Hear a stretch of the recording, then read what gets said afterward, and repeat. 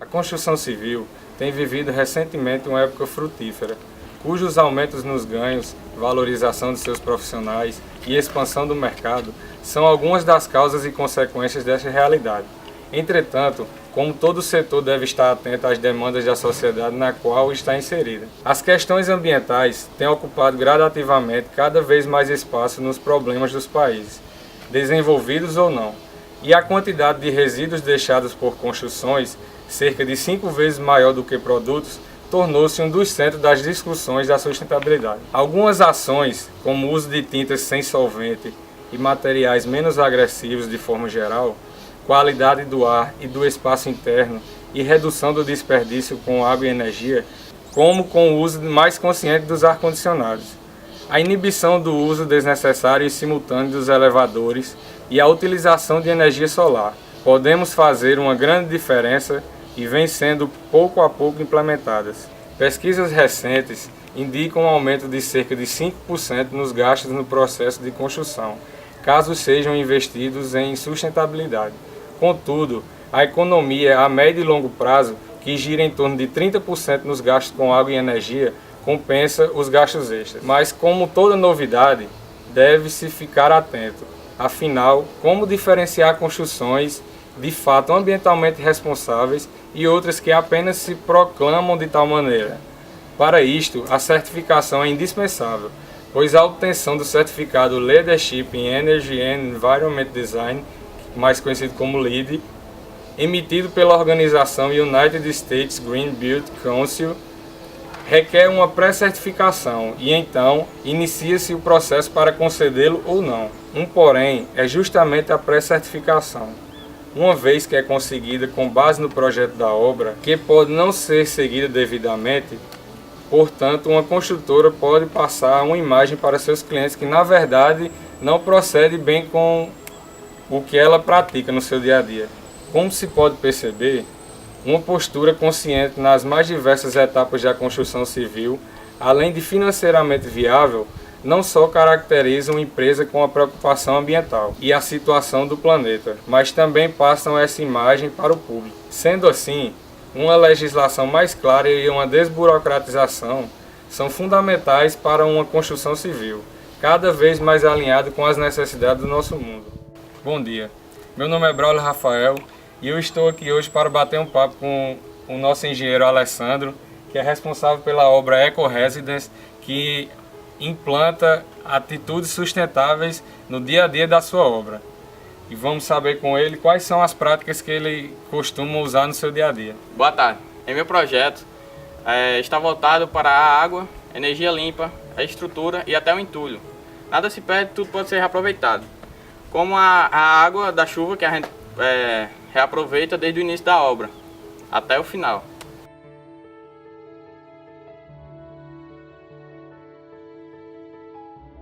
O reaproveitamento das chuvas no Brasil não é importante, é essencial. Além de ser uma economia ecologicamente responsável, ela é muito importante, pois evita que águas que se esvairiam pelos esgotos estejam agora armazenadas para uso interno das casas. O estoque dessa água é feito através de cisternas, e nessas cisternas, que podem variar de pequeno a grande porte, podem ser instaladas tanto na zona urbana como na zona rural. Ela é muito importante principalmente no sertão do Brasil, onde sofre muito pela causa de poucas chuvas, por poucas chuvas e também pela falta do armazenamento dessa água. A meta é que, em um futuro próximo, essas cisternas possam ser instaladas em todas essas novas construções, sejam elas prédios ou casas. Em contrapartida, deve-se ter muita responsabilidade com esse sistema.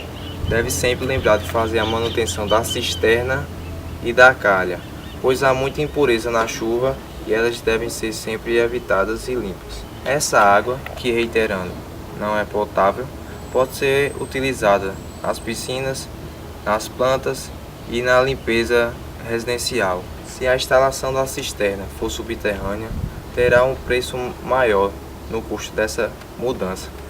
Todas essas alterações são, a longo prazo, um benefício ótimo para o cidadão e principalmente para o meio ambiente. Muito tem se falado hoje sobre essa questão sustentável. Muitos se dizem utilizar práticas sustentáveis, mas não explicitam realmente o que é utilizado em suas obras, por exemplo. Na questão de energia limpa, quais são os processos que você utiliza? Sobre a energia limpa, nós temos 3 ideias, que são a instalação das placas fotovoltaicas para a geração de energia,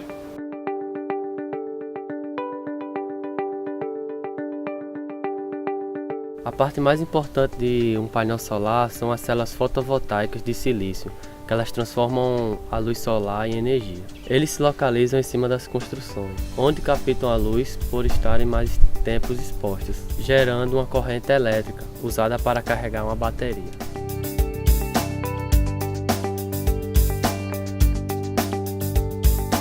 O esgotamento das fontes de combustíveis fósseis vem se tornando um dos assuntos mais discutidos hoje em dia. A busca por meios alternativos é uma solução. A energia solar é a fonte de energia mais limpa e mais abundante presente na natureza. Irei explicar o aquecimento da água por placas coletoras solares. É um sistema simples, composto por coletores solares, um recipiente conhecido como boiler e uma caixa d'água. As placas coletoras solares são responsáveis por absorver a radiação solar e transformá-las em energia térmica. Energia essa que é transmitida para a água que circula no interior das tubulações de cobre. O boiler é um recipiente para manter sempre a água aquecida. A caixa d'água fria alimenta o boiler, mantendo sempre cheio. A água circula através dos coletores e do reservatório através de um processo chamado de termificação. Processo esse no qual a água dos coletores, que é mais quente, é menos densa que a água do reservatório, fazendo assim a circulação da água entre o reservatório e os coletores. Eu sei que uma obra produz muito lixo, o que para nós pode ser considerado lixo, mas vocês que são engenheiros e trabalham com essa ideia sustentável, pode não tratar como lixo. Quais são as políticas que vocês utilizam para reutilização desse material que poderiam ser colocados em locais impróprios ou ser utilizados de outra maneira? A nossa construtora não considera isso como lixo, porque todo material é separado em bainhas. Esses materiais são reutilizados na própria construção e os que não são utilizados são descartados em aterros, que são os lugares apropriados para isso.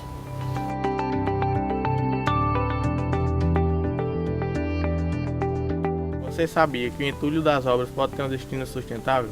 Aqui no Brasil, esse reaproveitamento ainda é muito baixo. Aqui na Paraíba, como também em várias partes do Brasil, faltam empresas para reaproveitar bem esses materiais, como reciclagem, empresas de reciclagem. Países como Holanda, Dinamarca, reciclam até 90% do resíduo da sua construção, onde no Brasil esse índice não chegamos a 5%. A reutilização dos materiais na construção civil é dada pela transformação destes materiais em novos produtos comerciais que possam vir a ser reutilizados.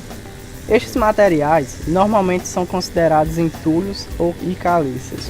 Essas práticas se encaixam perfeitamente na área de sustentabilidade social e comercial.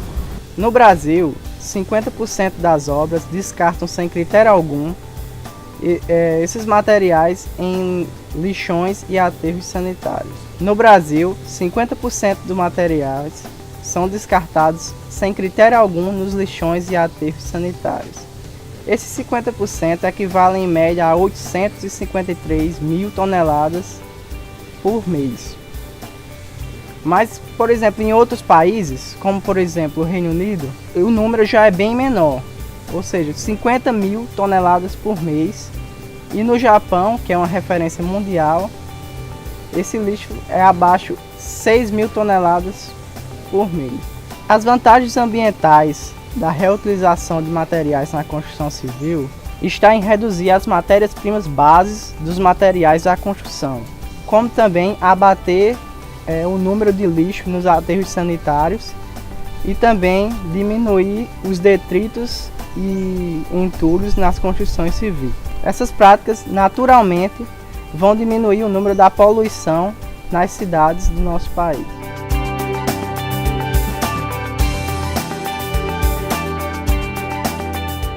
solo cimento é um material alternativo de baixo custo, onde é obtido pela utilização do solo, água e um pouco de cimento. Ele, em poucos dias, ele cria uma massa endurecedora que é utilizada em muitas partes da obra da construção civil. Há duas grandes áreas que o solo cimento pode ser utilizado na construção civil, como a primeira, em construção de casas populares, onde o custo é baixo e a utilização de poucos materiais que a população pode fazer. A outra é a construção de grandes empresas, de grandes prédios, onde o material também é baixo, não danifica muito o meio ambiente, nem a natureza, e pode ser reutilizáveis.